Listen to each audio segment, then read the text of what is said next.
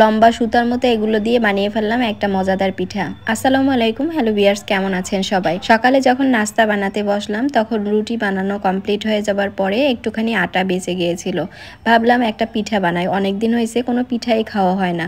আর শীতের দিনে একটু পিঠা খাওয়ার জন্যই সবারই মন হাপসি হাপসি করে, তো আমারও ইচ্ছা করছিল কোনো না কোনো একটা পিঠা খাই।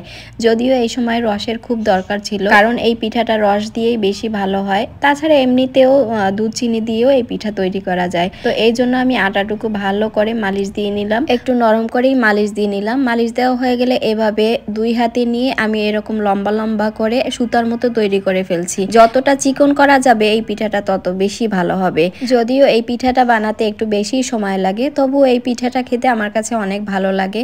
আমি কিন্তু এই পিঠাটা আটা দিয়ে তৈরি করতেছি, চালের আটা দিয়ে না। আর এটা চালের আটা দিয়েও অনেক ভালো হয়। তো এইভাবে লম্বা সুতার মতো তৈরি করার সময় যাতে লেগে না যায় সেই জন্য একটু আমি আটা দিয়ে নিচ্ছি। আর এই যে সবগুলো তৈরি হয়ে গেছে এর ভিতরেও একটু আটা দিয়ে নিচ্ছি যাতে একটার সাথে আরেকটা না লাগে। তো এখন আমি কেটে নিচ্ছি এই পিঠাগুলো, চিকন চিকন করে কেটে নেব একদম। এই যে ছোট ছোট দুই হাতে ধরে এক হাত দিয়ে লম্বা সুতার মতো এটা ধরলাম, আর এক হাত দিয়ে আমি পিঠাটা কাটলাম। এটা এক একজনে এক এক রকম ভাবে কাটে, কিন্তু আমরা এইভাবেই সাধারণত কাটি। আর এটাকে আপনারা কি পিঠা বলেন জানি না, তবে আমাদের এলাকায় এটাকে চুষি পিঠা বলে। অনেকে শুনেছি সেই পিঠা, সেমাই পিঠা, এক এক জায়গায় এক এক রকমের নাম আর কি। তো এখন রান্না করব পিঠাটা। সবগুলো কাটা হয়ে গেছে, কাটতে একটু বেশি সময় লাগে।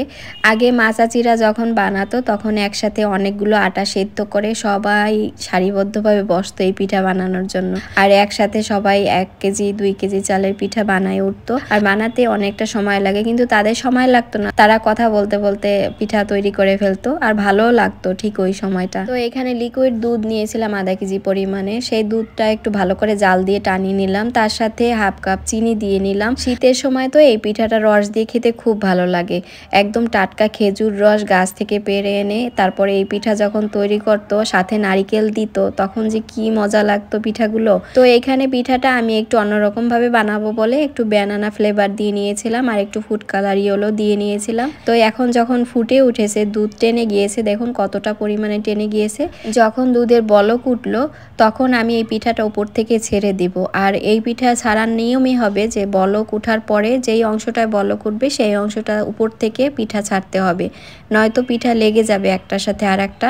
তো একটু ধৈর্য ধরে ও সময় নিয়ে তারপর পিঠাগুলো ছাড়তে হবে। পিঠা দেওয়ার পরে যখন ঘন হয়ে আসবে তখন গুঁড়া দুধ দিয়ে দিয়েছি। আর গুঁড়া দুধ আমি আগে থেকে গুলিয়ে রেখেছিলাম একটু ঘন করে, সেইটা আমি উপর থেকে দিয়ে দিয়েছি। একটু গ্রান ভালো আসবে আর খেতেও ভালো লাগবে তাই। তো অবশেষে পিঠা তৈরি হয়ে গেল। কেমন লাগলো আজকের পিঠা বানানোটা? ভালো লাগলে আরো কয়েকজনকেও দেখার সুযোগ করে দিবেন।